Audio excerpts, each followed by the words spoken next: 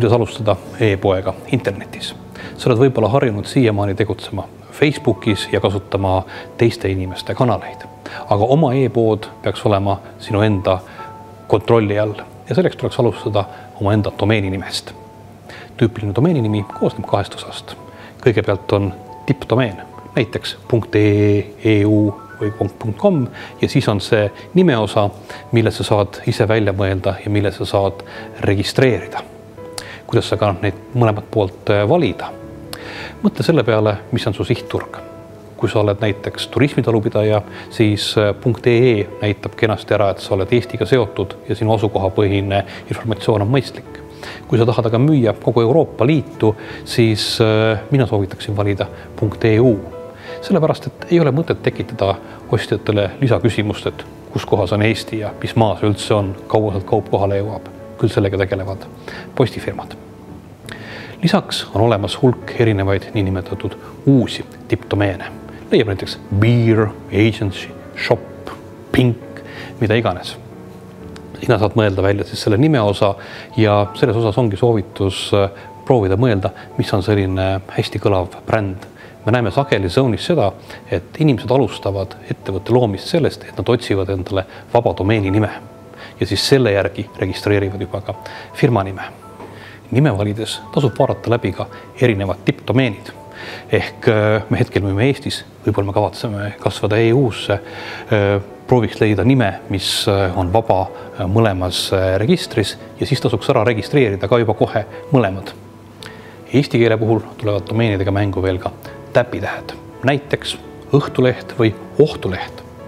Mina soovitan alati registreerida mõlemad, sest et brauseris ja linke Facebookis jagades paistab paremini välja see, mis on ilma täpitähtedeta, aga raadioreklaamis oleks väga imelik öelda, et minu firma nimi on täpitähtedega sõna, aga sisestage ilma täpitähtedeta variant. Palju see kõik maksab? Tüüpiline domeeni nime registreerimine aastaks on umbes 10–12 eurot, mõnel võib-olla 20. On olemas aga ka neid uusi tippdomeene, nagu näiteks mainitud shop, mille puhul aastahind on 30 euro kanti. Ja kõikidel sellistel domeenidel kipub olema ka premium domeene ehk eriti huvipakkuvaid sõnu, mille puhul aastahind võib küündida tuhandetesse eurodesse. Aga domeeni nimi on kõigest aadress. Aadress peab ka kuhugi viitama. Ja selleks on sul vaja sinu poepidamiseks mingisuguseid servereid ehk mingid arvuteid, mis on internetiga ühendatud. Ja kõige esimene küsimus, mis tuleks selle juures ära otsustada, ongi see, et kui palju sa tahad ise teha ja kui palju sa tahaksid, et sinu eest teeksid ära teenusepakkujad. Kõige lihtsamad poetarkvarad on sellised, mida nimetatakse inglise keeles software as a service või tarkvara teenusena. Sellisel puhul logid sa sinna poodi lihtsalt brauseriga sisse ja saad sealt sisestada oma tooteid, hallata tellimusi ja nii edasi. Sellisel puhul maksad sina selle eest, et kõige serveriga seotu, kaasa arvatud tarkvara arendamine, uuendamine, turvaprobleemide vältimine ja nii edasi, selle eest vastutab teenusepakkuja. Mõistagi kaasneb aga sellega ka kuumaks või siis protsent sinu tehingutasudelt. Kõige olulisem küsimus on aga see, kes sinu poe püstioleku eest vastutab. Kõigepealt on olemas tarkvara teenusena, inglise keeles software as service, millisel puhul teenusepakkuja tagab selle, et tarkvara on värskendatud, turvatud ja nii edasi. Sellist näideteks on näiteks Eestis Voog ja ShopRoller, maailmas Shopify ja mitmed teised e-poe platvormid. Sellisel puhul saad sina lihtsalt logida brauseriga sinna veebilahendusse sisse, hallata oma tooteid ja tellimusi. Sa ei pea mõtlema selle peale, kuidas see süsteem tehnilisest vaatest toimib. Aga sellega kaasneb enamasti teenustasu kuuhind, mis on mõeldud siis selle kogu süsteemi haldamise katmiseks ja mõningatel juhtudel ka protsent teenustasult.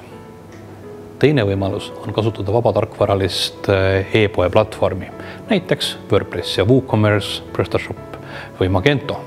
Sellisel puhul tuleb sul rentida endale ka server. Näiteks umbes pooled Eesti E-kaubanduse liidu viimase e-esmaspäeva kampaania veebidest kasutavad just nimelt sellist lahendust ja on majutatud meie juures Zone'is. serveriteenuse hind hakkab enamasti pihta suurusjärgus 70–80 eurost aastas ja juhul, kui su poe vajadused ja külastatavus kasvab, on võimalik minna jagatud serverite pealt hõlpsasti üle ka privaatselt sinu jaoks pühendatud ressurssidele.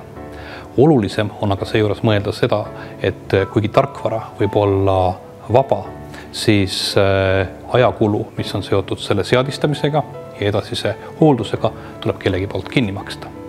Tüüpiline arendaja tunnihind on tänapäeval suurusjärgus 40–60 eurot ja me võime mõelda selle peale, et poe püstipanemise ajakulu, võiks arvata, et koos koosolekute ja disaini ja muude asjadega, vahest nädala jagu tunde ehk 40 tundi, mis tähendab seda, et poe püstipanemise hind võib olla suurusjärgus mõni tuhat eurot. Edasine igakuine hooldus, jällegi me peaksime eelarvestama mõne tunni inimese aega, kes on valmis sind toetama, ehk siis ka võib-olla mingisugune 40–80 eurot. Ehk et valides vaba platvormi säilib sul mugav võimalus vahetada teenusepakkujat, aga sa pead arvestama sellega, et see lahendus, kuigi seal võib olla sees sõna vaba, ei ole tegelikult kindlasti mitte tasuta. Rääkides serveritest unustasime ära e-posti. Kui sa valid endale platvormi teenusepakkuja, näiteks Voogi või ShopRolleri, siis on sul vaja täiendavalt leida endale ka e-posti teenusepakkuja. Selleks sobib jällegi tavaline veebimajutuse pakett, ehk siis hinnaklass suurusjärgus 70 eurot aastas.